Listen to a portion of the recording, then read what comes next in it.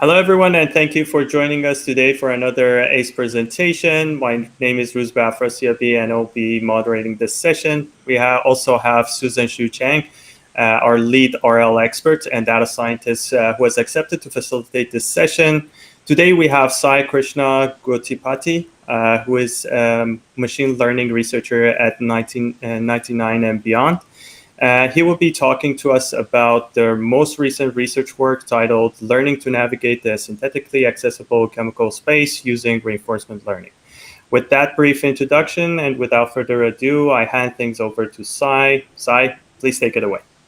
Hi, thanks for the introduction. So, I'll be talking about a recent work that was accepted to ICML. It's learning to navigate the synthetically accessible chemical space using RL. It's joint work with uh, Boris, Sufang, Yashasvi, Hauran, Shengshao, Karam, Simon, and Professors Connor, Jiantang, Sherath, and Joshua Bengio. Uh, so the motivation of our work, the objective is to generate synthesizable molecules that has the desired properties and also generate their corresponding synthesis paths for de novo drug design. So the keywords here are synthesizability and the ability to actually generate the synthesis paths as well. I'll come back to it in a short time. So a quick overview of the existing algorithms. They can be broadly classified into three types. Genetic algorithms, which like first does crossover operations to produce offspring, and then the mutations are allowed. And then there are deep generative models, for example, GANs or variational autoencoders that try to kind of produce novel molecules from the existing data set of molecules. And then there are reinforcement learning based approaches. So any molecule can be represented as a graph or a smile string. So if we consider the graph representations, then the modifications such as addition or deletion of bond or like addition or deletion of atoms are allowed at every time step. And once the final compound is produced, they try to optimize for the final reward. Similar modifications, a similar approach can be followed for the smile strings as well. Uh, but all these algorithms generally do not account for the synthesizability.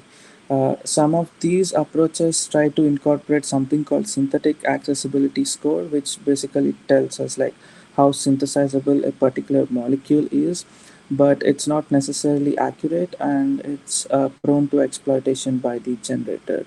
And one also needs to simultaneously optimize for this one extra reward, which is not the ideal thing to do, because you have an actual reward that you want to optimize, and then what weight you give to each of these synthetic accessibility score reward and the actual reward is kind of again, a lot of hyperparameter tuning needs to be done over that and so on.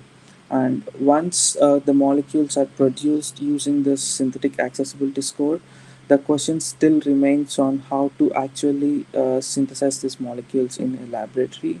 And then people use something called retrosynthesis approaches, but it's an independent pipeline. So the generative engine cannot really learn to search in the synthesizable space. So, can we find any ways of generating synthesizable molecules and synthesis paths without using this extra scores and the extra pipeline? So that's the motivation for our work, and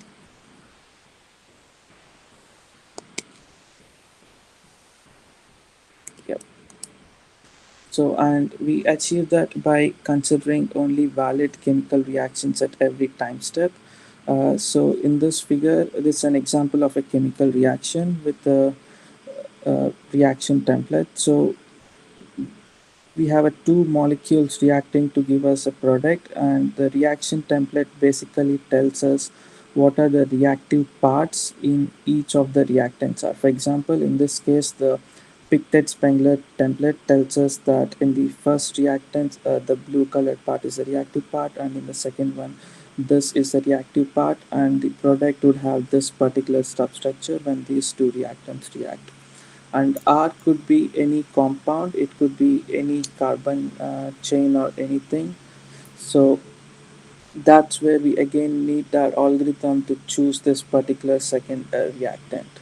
So if we talk in terms of reinforcement learning context, the state is the existing molecule, which is this one, and the action is the reaction template and the reactant. So first we choose the reaction template, and then we choose the reactant, and the next state is basically the product of the reaction. So a quick overview of the reinforcement learning pipeline. It's basically an agent interacting with the environment and getting the feedback from the environment to improve itself. So basically, at every time step, the agent takes in the current state of the system as the input and outputs the action, and then environment takes this action and uh, produces the next state and the reward. So this next state is again used by the agent to produce the action for the next time step, whereas the reward is used to update the parameters of the agent neural network to output more better actions. So if we see in this case, we we can observe that we need to choose from basically list of all available chemical reactants, which is pretty huge. There are around 150,000 of them, and once we choose the reaction template, they are still as large as 30,000. So that's our problem. That's very large discrete action space, and current state of the art RL algorithms cannot handle such huge discrete action spaces. So now the question is, do we have a way around this? And our idea is to first predict a continuous action in the representation space of all these second reactants, and then map it to an actual valid discrete reactant using KNN. And if we consider this KNN as part of the environment, then this will allow us to use any existing RL algorithm for continuous action space. So the first task is to choose the reaction template. So we use a template selector network for that. The whose Sorry input, if I can interrupt you for a yes, second. For better understanding for the audience, can you explain what the template exactly is? Or yes, what information it includes? yeah. So the reaction template or the template, it basically tells us what are the reactive parts in each of the participating reactants are. It's usually represented in a smarts representation. That's a format to represent it. So in this example, it tells us that the blue parts in each of the reactants are the reactive parts, and when these two reactants react, the product will have this particular blue colored substructure. And this R could be any other huge carbon chain or any other submolecule. Thank Is you. that clear? Yeah. So the idea is to first determine what kind of chemical reaction does this current state undergoes by choosing a reaction template first. That's done by the template selector network. The input to that is the current state of the system, and it basically needs to choose from the list of about 98 reaction templates that we used.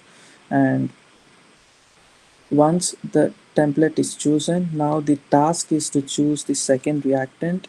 We do that by using another neural network, which is reactant selector network, that takes in the reaction template that's already chosen, and it also takes in the current state as inputs and outputs a continuous action that is in the space of all the second reactants.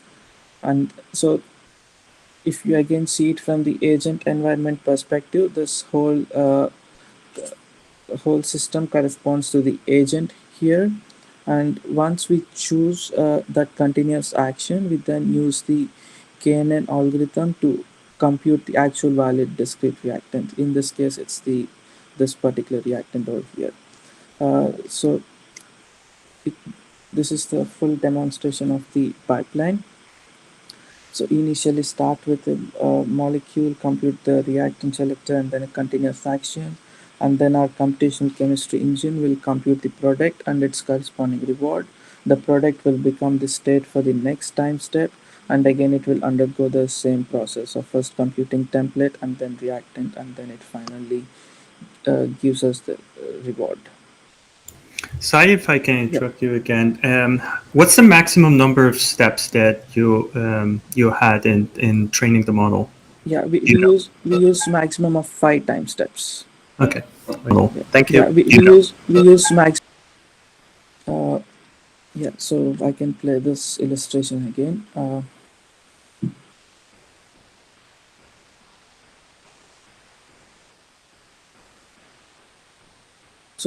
In this demonstration, we use the HIV CCR reward, which I'll explain in a bit. But, uh, so speaking more from the reinforcement learning point of view, we need to have an actor network. So that takes in the state and outputs the action. In our case, the action has to include like both the reaction template and the second reactant. But as we discussed, our action will consider this continuous action in the space of reactants as our actual action.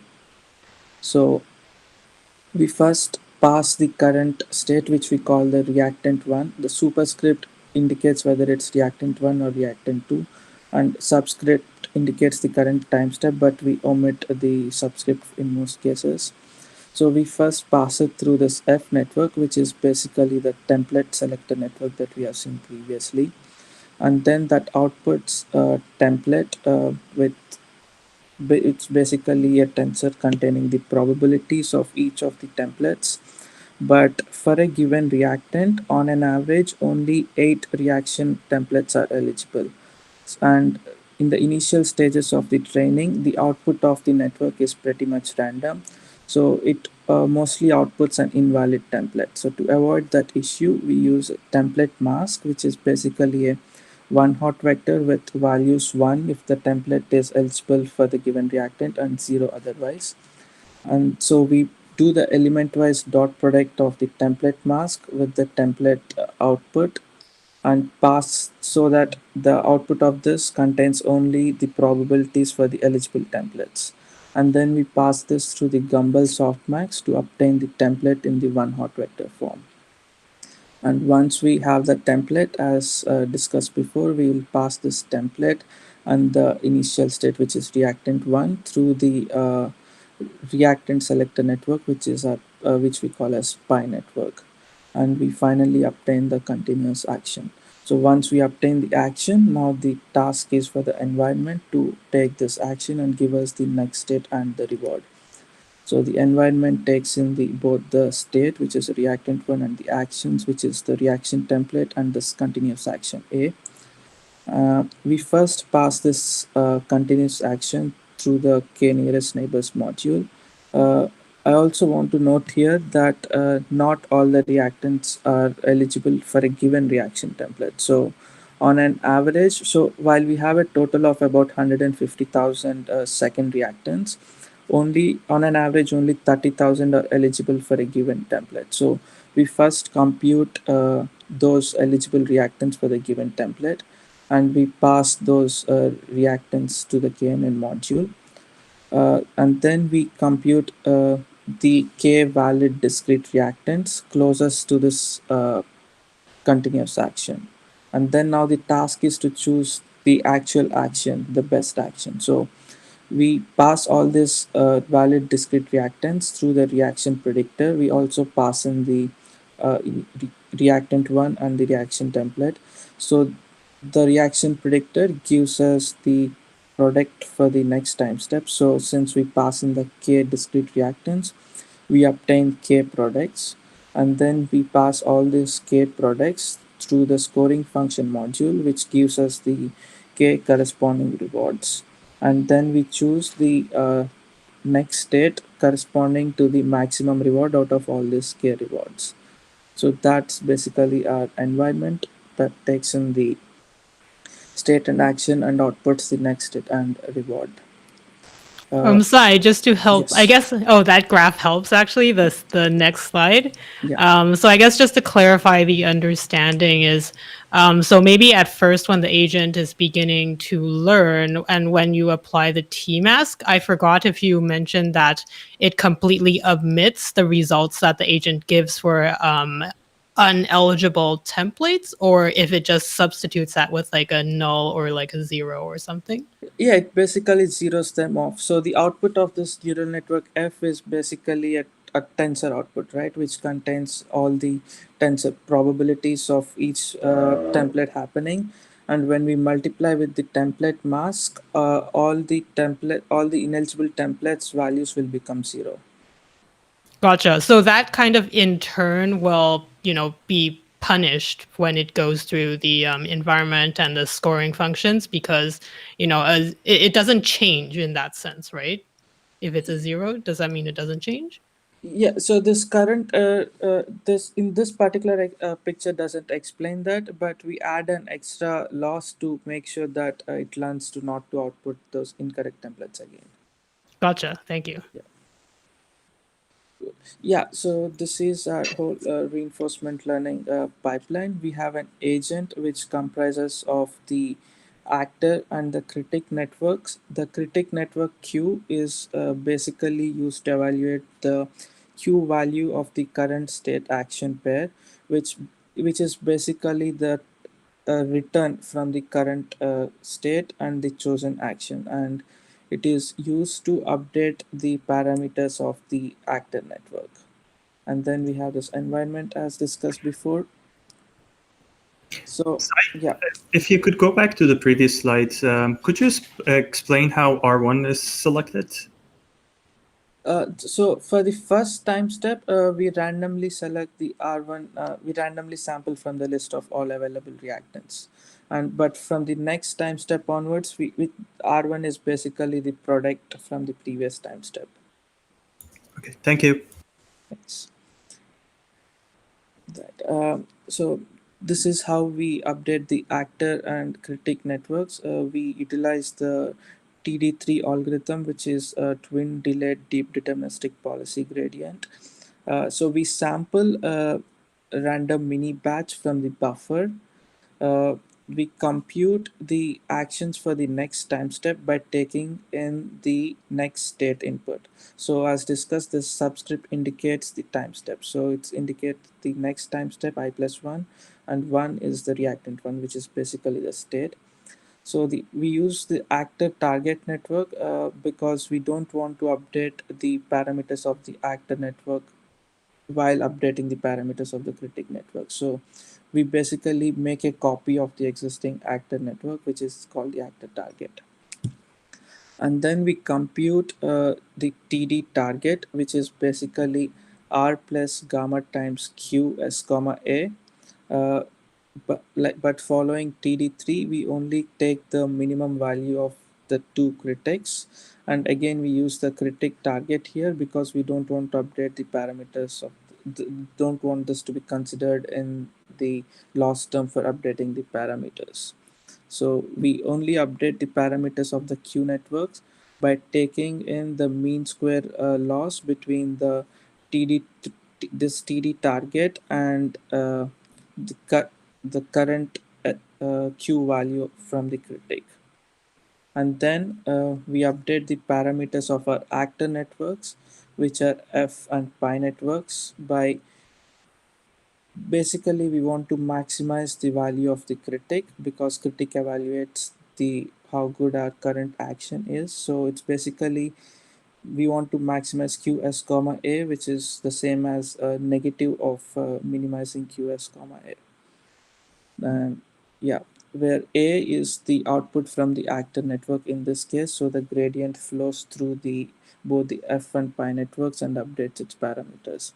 And yeah, as Susan asked before, we also additionally update the parameters of the f network by minimizing the cross entropy loss between the template output and the template output and the valid template output, which is this is basically the output coming from the gumbel, and this is basically the output of the f network. So yeah, so if we put it all together, in each episode we initially sample random reactant from the all available reactants, and at every time step we compute the actions for the chosen reactant by passing it through the actor network. So it will give us the reaction template and the action, which is a continuous action for the time step t. And then we pass these through the environment. We also pass in the current state, and the environment computes the reactant for the next time step, which is basically next state, and reward and true or false flag indicating the whether the episode has ended or not. And then we store all the statistics, the current state, the current actions, the next state, and the reward and the done flag in the buffer. And we sample a random mini patch from the buffer and then update the parameters of all our critic and actor networks by calling in the backward function, which we just discussed before here. Out of curiosity, for the environment, were you using maybe like an OpenAI gym format or some other type of environment format or custom or something? No, we just used like normal Python class, not I see. yeah. Yeah. So I guess in the environment class, like you define the steps and what would what would happen and update. Okay. Yeah, but yeah, we basically had the almost same format as gym, except that we didn't have like environment.gym there. Yeah, but it's mostly same. Gotcha. Thanks. Cool. And coming to the experiment section, we basically tested it on five rewards. One of them is like QED, which is quantitative estimate of drug likeness score, and penalized logP, which measures the molecule's lipophilicity. And then we measured the reward against three HIV targets: HIV-RT, HIV-CCR5, and HIV-INT. The reward models for these are trained on the QSAR models by taking the activity data from the ChemBL dataset. Uh, so we call our method PGFS. It's basically policy gradient for forward synthesis. We compare it with the random search baseline first. So we Yeah, for when we observe this first plot, it basically we have a reaction step on the x-axis. So as discussed before, we have a maximum of 5 time steps, and on y-axis it shows us the QED reward, and our orange is our PGFS and blue is the random search baseline. So the initially we sample basically the same set of random reactants. So both are same for the first time step because we have the same molecules. And then we can see that PGFS is consistently better compared to the random search baseline. And if we consider the distribution of rewards, so in this plot, in the second row, we have a QED on the x-axis, QED reward on the x-axis, and the number of compounds having obtained that reward on the y-axis. So we basically tested both PGFS and random search on a fixed data set of fixed validation set of 2000 randomly sampled reactants, and we can clearly observe that there is a clear distribution shift in the rewards obtained using PGFS method. They are clearly much better than those obtained using the random search. Similar behavior of very high rewards can be observed in the case of penalized log P or HIV RT or the other HIV rewards as well. And if we consider the maximum reward achieved in the entire run, we compared it with the random search baseline. So enamine BB is the data set we use, which is basically the set of initial reactants available. Uh, we compared with GCP and graph convolutional policy network, junction tree variational autoencoder, MSO, and PGFS is our approach. We note that PGFS obtained the highest reward across all the tasks. A Uh, quick question, sorry, for yes, the previous one. Yeah, yeah. for here, because you did mention the 5 reaction time steps. I'm just curious. So each time step includes the updating of the critic networks and the actor networks subsequently. Like that's all happens in one time step as well.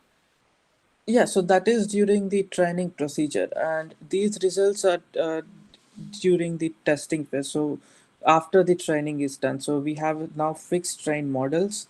We just load those train models and just do the inference mode on these randomly chosen reactants. So in this case, during this obtaining the results, we don't update the networks. Oh, gotcha. Thank Yeah. you. And but the results reported here, the maximum rewards are over the entire phase of training. And yeah, we note that like PGFS got the highest rewards. And then we also, instead of just looking at the maximum reward, we also took the top 100 molecules produced by each of these methods and computed the mean reward of all those top 100 molecules. uh, we note that without applicability domain, with or without applicability domain, the PGFS obtained the highest reward against all the HIV targets. So applicability domain is basically if the chosen molecule is within the data sets, like within some distance threshold of the data sets used for training the QSAR models. So if it's not close to some threshold, then we really can't trust those kind of predictive models in that case. So we kind of exclude them. But yeah, in both the cases, PGFS obtained the highest reward. And yeah, then so thank you. So if you are more interested in this work, check out our website 99andbeyond.com. Thank you, Sai, for this great presentation. Now I'm going to start with the questions online, or we're going to ask questions that we have previously prepared. To start with the questions that we have prepared, I just wanted to understand where you think are the limitations of the method that you're using right now, and how you can maybe tackle those issues. Yeah, so one of the limitation was that right now we are only considering like one product for the chemical reaction. Maybe it makes sense to have like have a framework where we could have like multiple products as well. That's one thing. And right now we have like two types of reaction templates, which is like unimolecular reaction templates, which doesn't need a second reactant, and bimolecular reaction templates, which obviously needs a second reactants. But we handle both these templates in the same way, as in even for the unimolecular templates, we do the back propagation, we do the policy gradient starting at the output of the pi network. But it probably makes sense to have like a second policy gradient which only updates the parameters of the F network based on the reward it obtained for choosing particular unimolecular template. Those are the two immediate like kind of drawbacks that could be fixed, but there are several other future works possible. For example, one could try out the MCTS based approaches, or like any planning based approaches, or any other algorithm, RL algorithm for continuous action spaces like soft actor critic. All those different ideas could be tried. I think it also, this entire framework also kind of acts like a more challenging benchmark for several reinforcement learning algorithms, because we have this like hierarchical actions, and then we have this huge discrete action space or the continuous action space, which is also huge compared to other reinforcement learning environments. Uh, Thank you. So I know you did a comparison of the previously used methods and your method. Yeah. Do you think by using reinforcement learning, we're compared to the other methods, we're adding more complexity. And if that's the case, is it valuable, or how much value are we getting out of this process? So the main motivation of this work is to address this long-standing challenge of synthesizability. The other approaches compared here, like MSO, GCPN, or JTVA, do not like necessarily account for it explicitly, like we do with only the chemical reactions. So that's the main motivation. And so if we kind of agree that the way to solve the synthesizability issue by considering only valid chemical reactions at every time step, then I think reinforcement learning is the true way forward for solving this, for handling this such a huge action space. Okay, thank you. Another question that I had, in regards to the selection of the starting materials, you're using already available starting materials, so that creates a limitation as to the novelty of the molecules you can create, or the model can create. Yeah. Is there a way to tackle this issue, and do you think it's a good idea to introduce more novelty in the compounds, or the idea is that we limit the results to what is available, and maybe that's the best way to secure synthesizability of the molecules? Yeah, so in this work, we focused only on the enamine dataset because we want to consider only the commercially available reactants. So it could be used in like a real drug discovery process to fasten to the entire drug discovery pipeline. But for like research purposes, or for like if we have like more time to explore other chemical species, I think it's definitely worth to try out other libraries as well. There are some libraries which have like more than 750,000 initial compounds and so on. So choosing those libraries will enable us to explore a much larger chemical space as well. But the question is if you can really manufacture them. But if that's not a real question, then definitely yes. Okay, thank you. I noticed that you mentioned that you're going to maybe in the future focus on the side reactions, or the other products that could be formed during the reaction. I just wanted to know if you have an idea of how you might tackle that issue. Yeah, so reinforcement learning can usually tackle that. So we have this probability transition matrix, which basically tells us what is the probability of the next state given the current state and action. And you can have any number of next states possible in that framework. And all traditionally, all these current RL algorithms can handle that framework. Okay, thank you so much. So, Susan, do you have any questions from Sai? Oh yeah, I guess first of all, I definitely agree with what you said about reinforcement learning being a really good framework for this space, even though, I don't have any sort of I guess chemistry or chemical background, but just hearing about it and, being able to apply, for example, in, let's say, reward or loss, like applying what is really feasible, synthetically, I guess, realistic is such a good framework. I think that could be applied, and I learned a lot from this talk about how it's applied into this space that I'm not familiar with.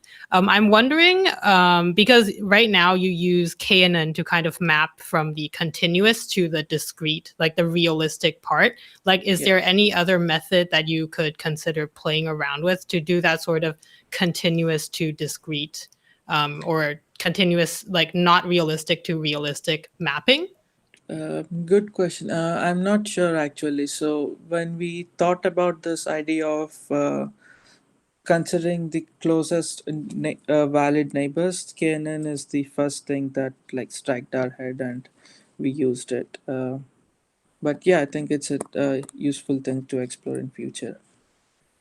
Yeah, definitely. That's like one of the first things that would come to mind as well. Yeah. Just definitely like like super curious, I guess, for people who are more in the know in this space, there might be other types of mapping. And I think that's a really cool kind of future kind of direction then, possibly. Yeah, You would know. definitely. Yeah, I guess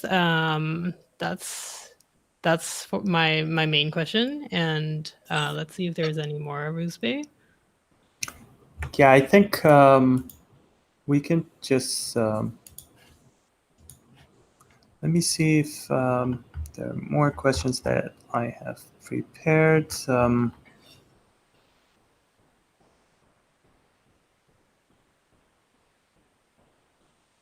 We talked about this. So I think we can safely, let me just double check if we have more questions online. Okay, so with that, and we're going to end this session. I would like to thank Sai for joining us for this session and accepting our invitation, and thank the audience for joining us today, and Susan for being kind enough to facilitate this session. Thanks, everyone. Have a Thank you. good day. Yeah, thank Thank you. you so much.